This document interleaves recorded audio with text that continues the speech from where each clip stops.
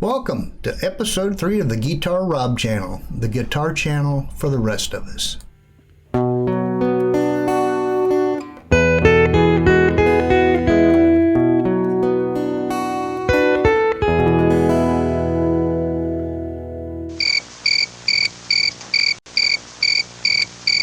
This episode of Geetar Rob is brought to you by the Chord C, and by the way, if you're interested in the Chord C, we're having a little special promotion right now at the Geetar Rob channel with this promotion code right here. Send that in with your order and you can use the Chord C and royalty free for a long time. It's a great chord, so go ahead, take advantage of that opportunity. Hi everybody, Geetar Rob here with another internationally acclaimed episode on the heady world of guitar generated noise. People have asked me, before we get rolling here, if I've always been guitaring my whole life, playing guitars and being a rock star and all that kind of stuff. And really, the truth be known, I started guitar instruction when I was about 13, and I took classical guitar until I was about 19 or 20, and then I wanted to go full-blown rock and roll. So that's what I did, and then I kind of quit when I was about 22, 23, and I didn't pick it up again until I was in my 50s. And the reason for that was the evil of airplanes. Yeah, I got involved with airplanes, and it was very good to me. But I started learning to fly when I was 19. Got my private license when I was 19, went on and got further training and other experience, and finally got my commercial pilot's license. And after completing college and ROTC, I went to undergraduate pilot training and flew T-37s, and then on to T-38s, supersonic T-38s. And after pilot training, I went to combat crew training school and flew KC-135s the remainder of my Air Force career. I decided not to stay in lifer. I got out and went to work for a telecommunications company, flying night cargo runs in a 402, and it broke. And then we flew night cargo runs in a King Air 100, and it broke. And then we started flying night cargo runs in Learjets and flew those until the company stopped flying cargo. Then we just flew passengers in Lear 25s, then Lear 35s, and then also Lear 55s. And through a reorganization, we also picked up a Citation 6. So I was got typed in that, flew the 650, and then we merged with another company, and I flew the the Beechcraft B800, Hawker 800, great airplane. And then I flew the Challenger 6013A, Bombardier's Challenger. After I retired, I flew with a small steel company and flew a Falcon 10. So after all this time, I had ATP, 7 different type ratings, zillions of hours, but eventually I got goaded into coming back and being a guitar guy. So what we're going to talk about this time, aside from that, is how to tell a good guitar from a bad guitar. I don't remember the last episode we made a decision to get a guitar, and then all about guitars. Now we want to say, how do you tell a good one from a bad one? I mean, how do you do it? Is it just the price? Is that all you have to consider? Is a more expensive guitar better than a less expensive guitar all the time? In other words, if a $5,000 guitar, a whole lot better than a $4,975 guitar. We'll talk about that. Does it depend on where you get the guitar? Is that the determining factor? Is there better sources? Should you just get the kind of guitar that your guitar hero plays? If you get that guitar, you'll play just like him, right? Maybe you should just consider the brands. You know, some people are just brand snobs. They don't care about anything except the name on the guitar.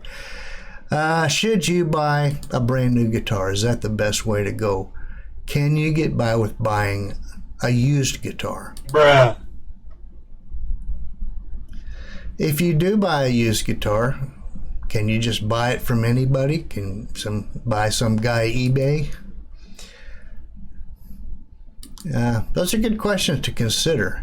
And so in talking about telling a good guitar from a bad guitar, let's go back to a graphic I used on the last video I did, and look at the slide that I used for anatomy of a guitar. As you can see, there are all kinds of parts that go into making a guitar. And as you can imagine, some of them are good, some of them are not so good. There are a variety of manufacturers for each component of a guitar. Tuning machines, nuts, fret wires, pickups, tone and volume controls, switches, saddles, bridges, and some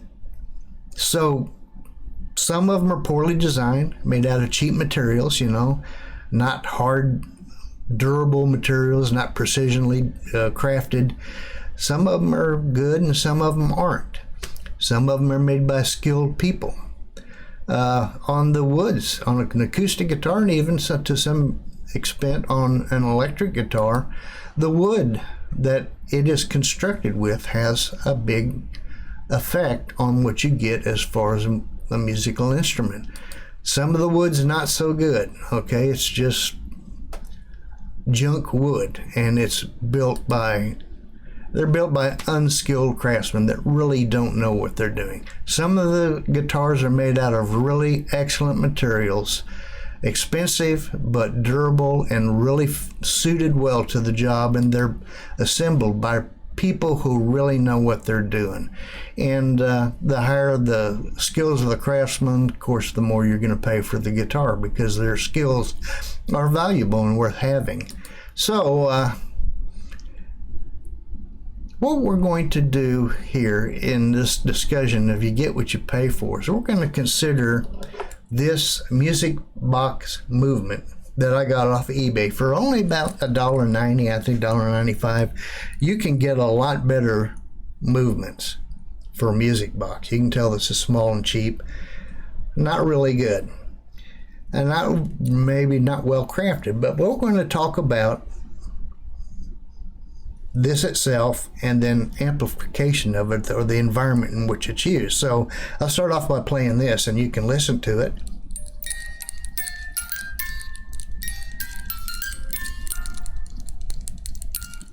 Not too good. Let me put it on the top of my printer, which will act as a soundboard, and let's see how it sounds.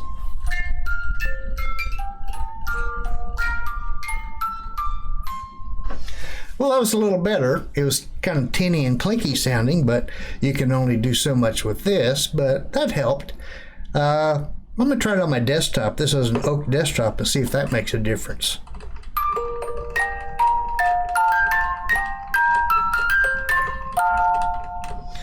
I hope I don't get any hits from YouTube on copyright infringement, but that was just to demonstrate the difference between the unamplified, cheap music box movement, then on a plastic top of a printer, and then on solid wood desktop.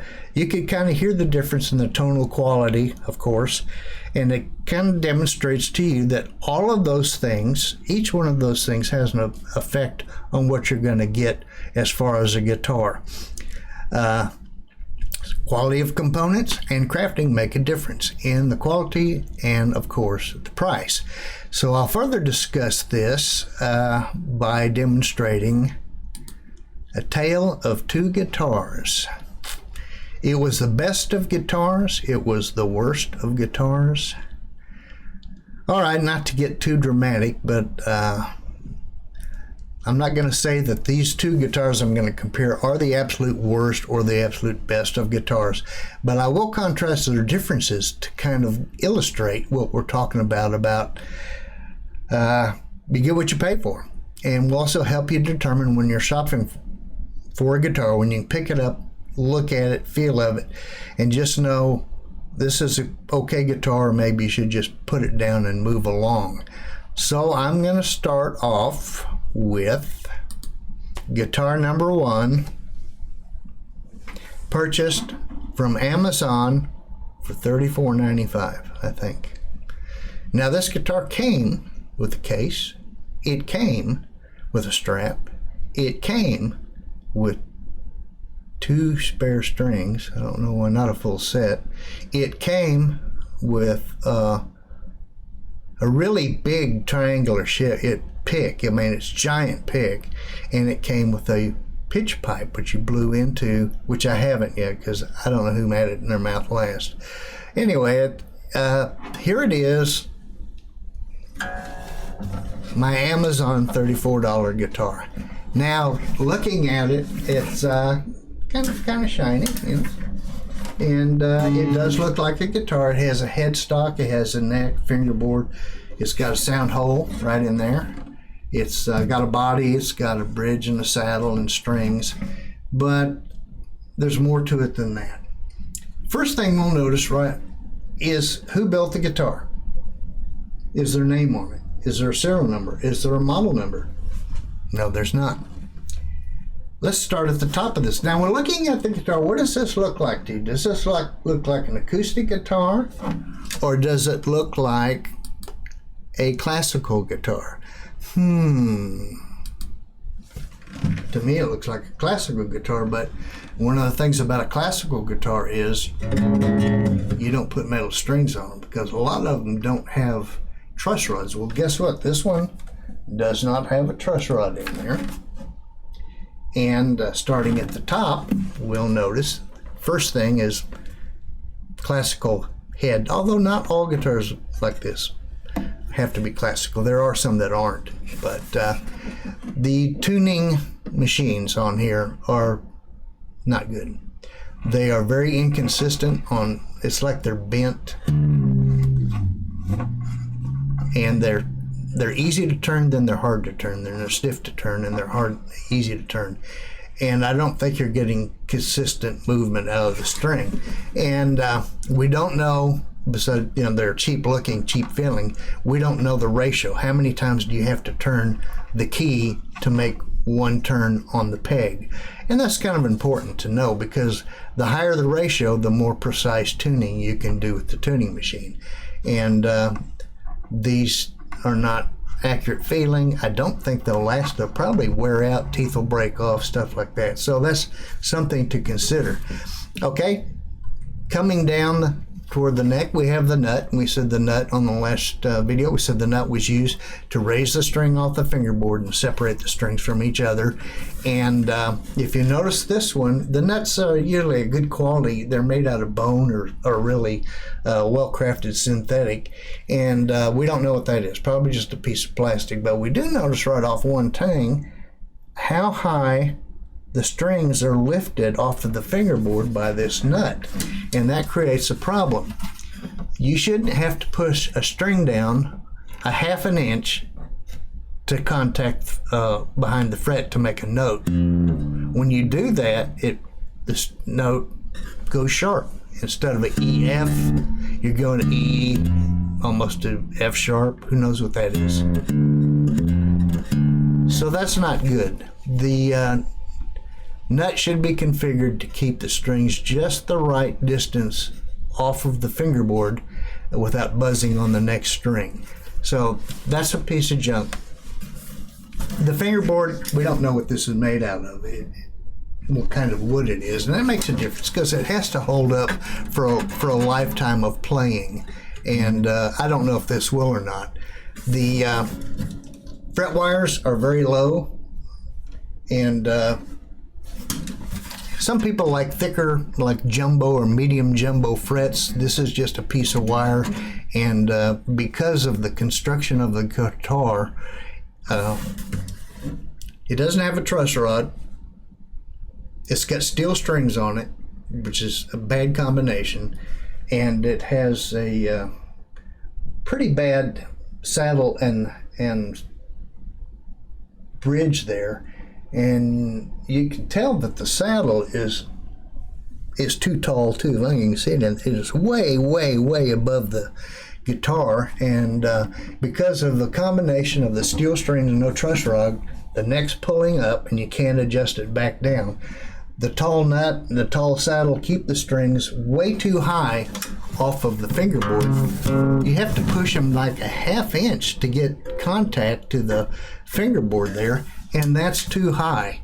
Another demonstration that this should have just been a classical guitar with nylon strings is that the heel of the neck is pulling away from the body. The strings are are pulling it away. The strings are warping the neck, and they're also causing the top of the guitar. This is pulled up and this is mashed down, so there's not great bracing inside there. The guitar is, as it's sitting here, self-destructing because it has steel strings.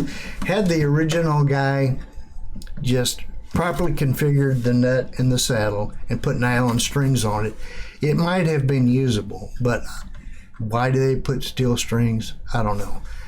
Why did they make it so bad?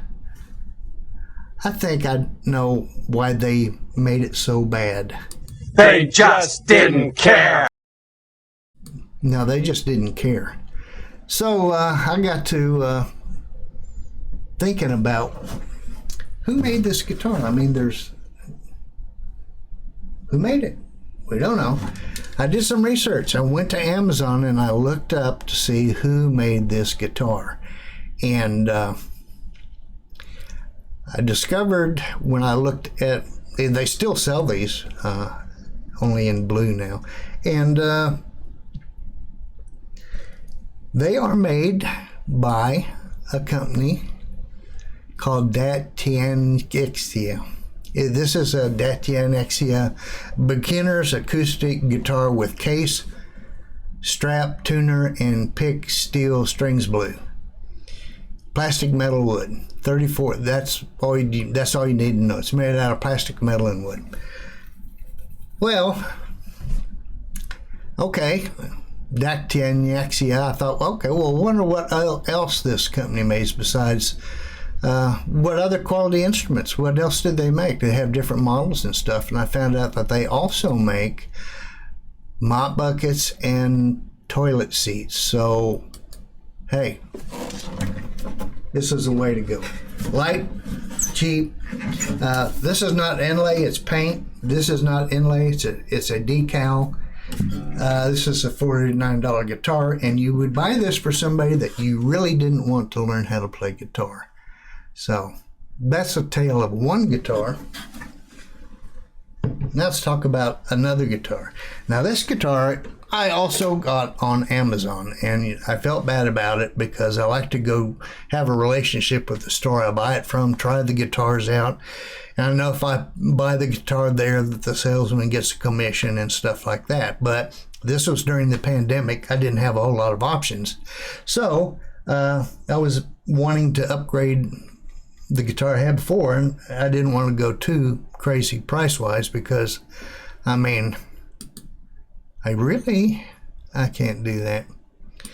So I decided on this guitar, and I thought, well, I'll buy it from Amazon. If I don't like it, I'll send it back. They're good about that.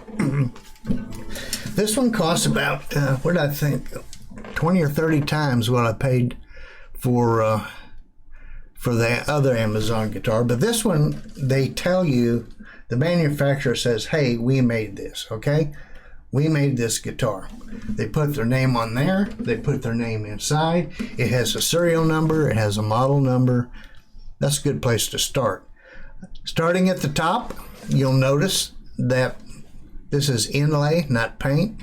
The tuning keys are really smooth, and it's really easy to make very fine adjustments to the string of the guitar. They're enclosed tuners. You can see on the back they're not just open for dirt and bugs and stuff to get in them.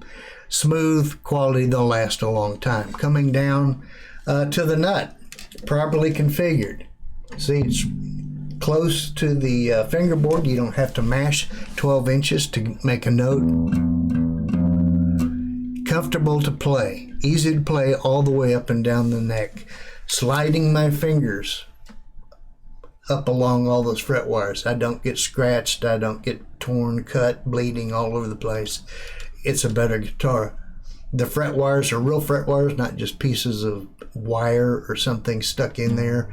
And they're a great, for me, kind of a medium jumbo, which is easy to play. The bridge is a real acoustic guitar bridge. You can tell by the way the strings have the mounted with the little pegs there. It's wood. It is bonded to the soundboard really well, so volume of the strings is radiated through the wood of the guitar. It's got a pick guard to protect it. The net saddle is well adjusted, and you can tell that the strings are really close to the fingerboard all the way up here, which makes this guitar really easy to play and a pleasure to play. You enjoy playing it. Now, I changed the strings on it from what they sent me. They were a little heavier than I like, but I went a little heavier than what I usually like because they sounded good. That's the big thing. This is made out of good materials, and it's a beautiful guitar, and I got a lot of compliments on not only its appearance, but also its sound. And the thing about getting a brand guitar like this is you can go online and you can find out what this stuff is made out of, what kind of wood. And this one has a preamp with it. They even tell you who built the preamp, the finish, all that stuff. And like I said, it's not the most expensive guitar in the world. But for me, from my station in life, if I was young and rich and I could afford a $3,000, $4,000 guitar that I was going to use for a lifetime, I probably would do that. But as it is, later on I'm in my 70s, so this thing will last a lot longer than I'm going to, probably. So anyway, it's a beautiful guitar. It's a little bit of a jumbo version, this one, and so it's got fuller bass tones. It's a pleasure to play. It's got quality stuff, and you can look it up online and find out what it's made of. And this company that I'm pretty sure does not make mop buckets or toilet seats along to go with it. So that's where I kind of start our tour of what makes a good guitar or a bad guitar. So in future episodes, I'm going to talk about those tuners and who makes good tuners. I'm going to talk about nuts, who makes good nuts, who makes good fret wires, who makes good saddles and bridges. Of course, they come on the guitar. Touch a little bit about who makes good electronics if you want to put preamps in your acoustic guitar. And we'll talk about all that stuff that goes into pickups for electric guitars, tune, all that stuff we'll get on and go into greater depth. But if you wonder why one guitar is more expensive than another, that's what you're talking about. That's the difference in materials, design, craftsmanship. And some guitars are just, you can look for a lifetime of music and quality with, and some you just, not too good. So anyway, that kind of is our start, and we're also going to talk about another asset or part of, I don't know if you really call them an accessory, not an accessory, a key component of guitar playing that's important to you. And I think we're going to talk about that next, so stay tuned for that one. In the meantime, don't forget to, you know the drill, push the buttons, ring the bell, click the up yours, Rob, and then go ahead and we'll roll those credits.